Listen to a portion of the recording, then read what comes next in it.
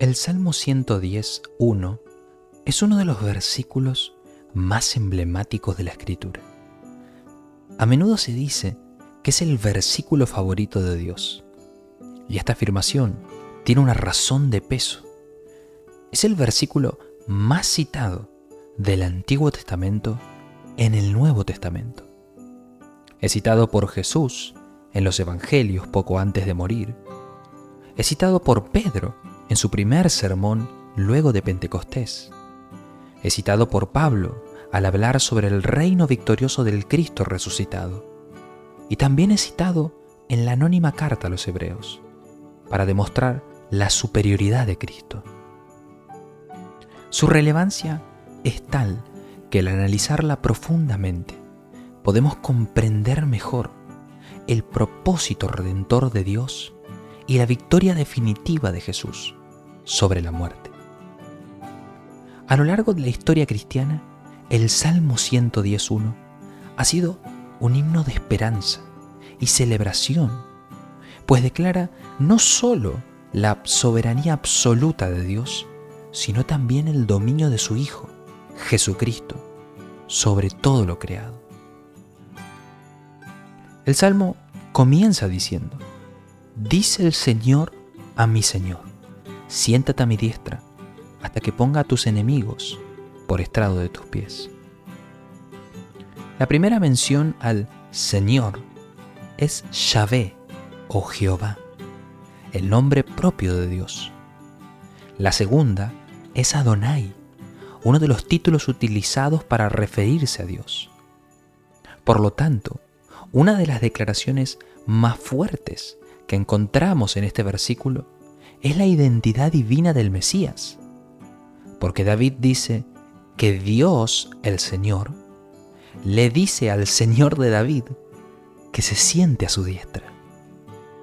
Por eso mismo, como mencionamos antes, Jesús utilizó este versículo para desafiar a los fariseos que estaban prontos a condenarlo por blasfemia al llamarse Hijo de Dios.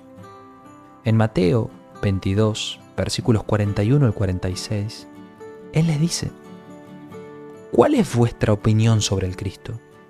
¿De quién es hijo? Y ellos le dijeron: de David.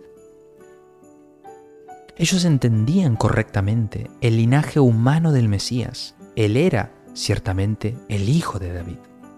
Sin embargo, Jesús les dice: entonces, ¿cómo es que David en el Espíritu le llama Señor, diciendo: dijo el Señor a mi Señor, siéntate a mi diestra hasta que ponga a tus enemigos debajo de tus pies? Pues si David le llama Señor, ¿cómo es él su hijo? Y nadie pudo contestarle ni una palabra, ni ninguno desde ese día se atrevió a hacerle más preguntas. Con esta pregunta, Jesús dejó en evidencia que el Mesías, aunque descendiente de David, es mucho más que un simple descendiente humano. Él es divino y se sienta a la diestra de Dios Padre. Lo increíble de este salmo es que no solo presagia la identidad divina del Mesías, sino el carácter vencedor de su reino. Fíjese cómo dice: siéntate a mi diestra hasta que ponga a tus enemigos debajo de tus pies. La idea de poner a sus enemigos por estrado de sus pies es de victoria y conquista.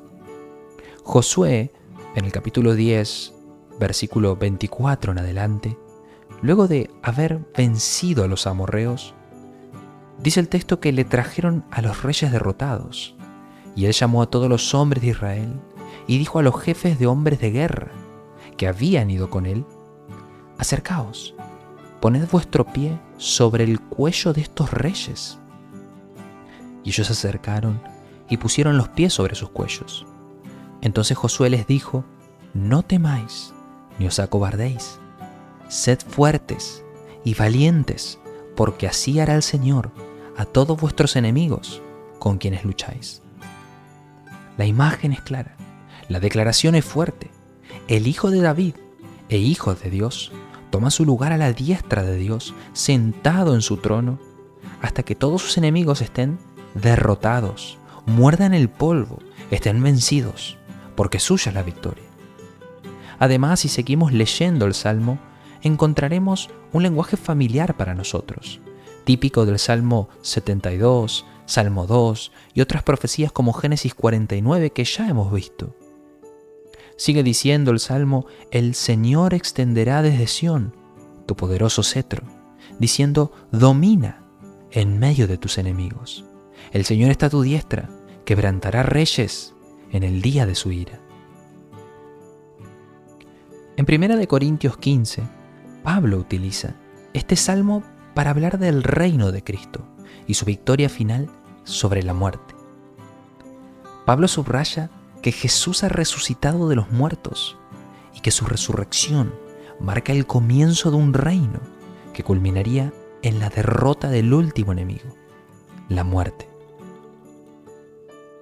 En el capítulo 15 de 1 Corintios, versículos 21 en adelante, dice: porque ya que la muerte entró por un hombre, también por un hombre vino la resurrección de los muertos. Porque así como en Adán todos mueren, también en Cristo todos serán vivificados, pero cada uno en su debido orden. Cristo, las primicias, luego los que son de Cristo en su venida.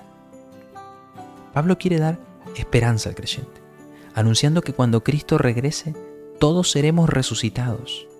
La muerte, que es el mayor temor de la humanidad, será destruida cuando Jesús vuelva. La resurrección de Jesús no es solo un evento histórico, sino también un anticipo de la resurrección futura de todos los creyentes. Y esto es motivo de gran esperanza, pues la muerte ya no tiene poder sobre nosotros. Jesús ha vencido a la muerte y aquellos que están en Él también la vencerán. Continúa luego diciendo Pablo: entonces vendrá el fin, cuando Él entregue el reino de Dios al Dios y Padre, después que haya abolido todo dominio y toda autoridad y poder. Note cómo Pablo sitúa el reino del Mesías no luego de la resurrección de entre los muertos, sino antes, porque para entonces, en la resurrección de los muertos, en la venida de Cristo, su reino será consumado. Ya habrá abolido todo dominio, poder y autoridad, y habrá entregado el reino al Padre. Por eso termina diciendo: pues Cristo debe reinar hasta que haya puesto a todos sus enemigos debajo de sus pies. Y el último enemigo que será abolido es la muerte. Pablo vuelve a recalcar cómo la muerte es el último enemigo en ser destruido. Hasta entonces, Cristo debe reinar. Para Pablo, el Salmo 110.1 tiene una enseñanza muy clara para nosotros. Jesús, a la diestra de Dios, es el Rey que gobierna con autoridad sobre todas las cosas. Su resurrección marca el inicio de este reinado y su regreso traerá la victoria final sobre la muerte y el pecado. El reinado de Jesús no es algo que está por venir, sino que ya está en marcha, y significa que Él tiene toda autoridad sobre el cielo y la tierra. En este sentido, el reino de Dios ya está entre nosotros, y su victoria sobre el pecado y la muerte ya fue lograda. Jesús ha vencido el mal en la cruz, y la resurrección es la señal de que su reino fue establecido. La Navidad es un recordatorio de que Jesús es el Rey que vino a salvarnos, y su reino no es solo un futuro lejano, sino una realidad presente que transforma poderosamente nuestras vidas.